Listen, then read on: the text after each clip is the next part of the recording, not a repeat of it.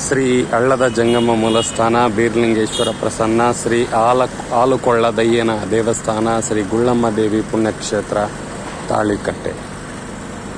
ಭಾಳ ವಿಶೇಷವಾಗಿರ್ತಕ್ಕಂತಹ ಜಾತ್ರಾ ಮಹೋತ್ಸವ ಇದಾಗಿದೆ. ಹಲ್ಮರಿ ಜಾತ್ರಾ ಮಹೋತ್ಸವ ಸರಿಸುಮಾರು 33 ವರ್ಷಗಳಾಗಿದೆ ಅಂಥೇಳಿ ಹೇಳ್ತಾ ಇದ್ದಾರೆ. ಇಲ್ಲೆಲ್ಲ 33 ವರ್ಷಗಳ ನಂತರ ಈ ಒಂದು ಜಾತ್ರೆ ತನ್ನ ಸಂಪ್ರದಾಯವನ್ನು, ತನ್ನ ಆಚರಣೆಯನ್ನು ಬದಿಗಿಡ್ದೇನೆ ಅದನ್ನು ಮೈಗೂಡಿಸ್ಕೊಂಡು ಒಗ್ಗೂಡಿಸ್ಕೊಂಡು ವಿಶೇಷವಾಗಿರ್ತಕ್ಕಂತಹ ಸೊಪ್ಪಿನ ಚಾಟ್ಗಳನ್ನು ಹಾಕ್ಕೊಂಡು 1 ವಾರಗಳ ಕಾಲ, ಇವತ್ತಿನಿಂದ 1 ವಾರಗಳ ಕಾಲ ಈ ಜಾತ್ರಾ ಮಹೋತ್ಸವವನ್ನು ಮಾಡ್ತಾರೆ. ಸೊಪ್ಪಿನ ಚಾಟು ಅಂತಂದರೆ ಗರಿಗಳಿಂದ ಮಾಡಿರ್ತಕ್ಕಂತಹ ಚಾಟು, ಸೊಪ್ಪಿನಿಂದ ಮಾಡಿರ್ತಕ್ಕಂಥ ಚಾಟು ಇದಾಗಿದೆ.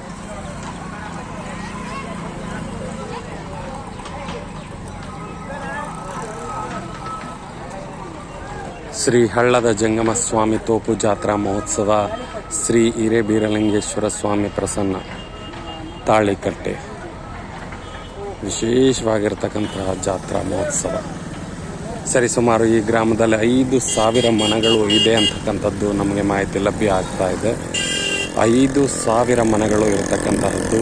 ಆ 5,000 ಜನರು ಹೊರಗಡೆ ಬಂದು ಚಾಟ್ಗಳನ್ನು ಹಾಕ್ಕೊಂಡು, ಮತ್ತು ಹೊರಗಿನ ಊರಿನಲ್ಲಿ ಇರ್ತಕ್ಕಂಥ ಇದರ ಭಕ್ತರು ಸಹಿತ ಇಲ್ಲಿ ಚಾಟ್ಗಳನ್ನು ಹಾಕ್ಕೊಳ್ತಾರೆ. ಹತ್ತತ್ರ ಒಂದು 8,000 ಚಾಟ್ಗಳನ್ನು ಹಾಕಲಾಗುತ್ತೆ ಅಂತೇಳಿ ಕೇಳಿ ಬರ್ತಾ ಇದೆ.